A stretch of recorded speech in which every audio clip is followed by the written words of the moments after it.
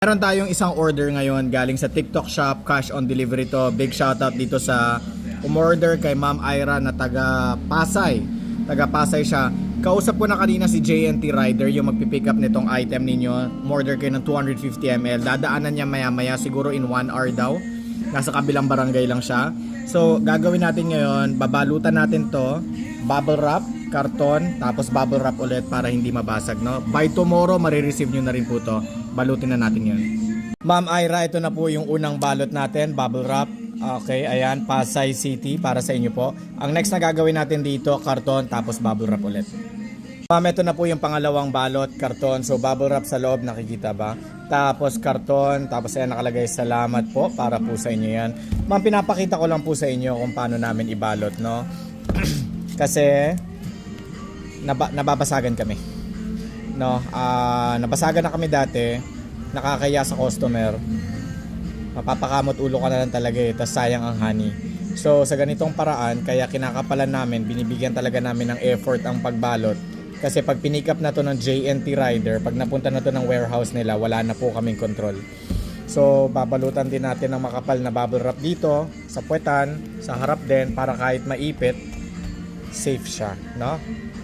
Kaya po natin binibidyoan ngayon para makita nyo po. So ito, pangalawang balot. Gagawin na po natin yung pangatlong balot.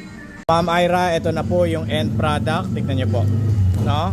So tatlong patong po yan. Bubble wrap sa loob, tapos karton, tapos bubble wrap ulit. Ito na po yung fragile sticker ninyo. Ito na po yung waybill ninyo.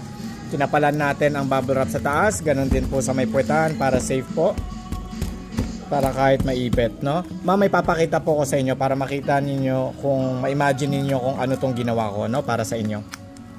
Ito po ang order ninyo, 250 ml. Tignan nyo po ito.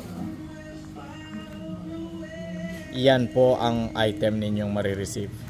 Hindi po tinipid yan sa packaging tape. Bubble wrap sa puwetan, bubble wrap sa taas, tatlong patong. Tignan nyo po yung order ninyo. Ayan po ang nasa loob. Tingnan nyo kung gaano kakapal po yan.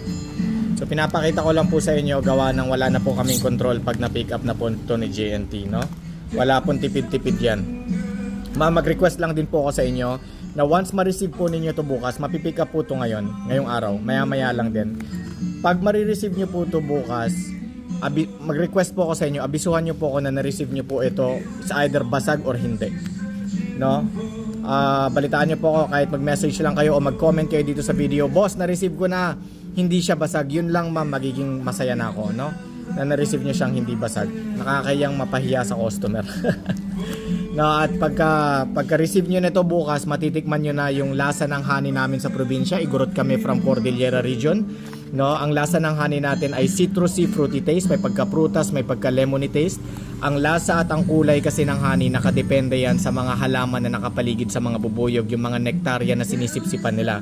No, kaya kada probinsya magkakaiba ang kulay at ang lasa ng mga honey kasi magkakaiba ang mga halaman, katulad sa Ilocos region, sa amin sa Cordillera region, sa Sierra Madre, Bicol, Palawan, Visayas, Mindanao, Quezon Province, mga ganyan. Magkakaiba po yan.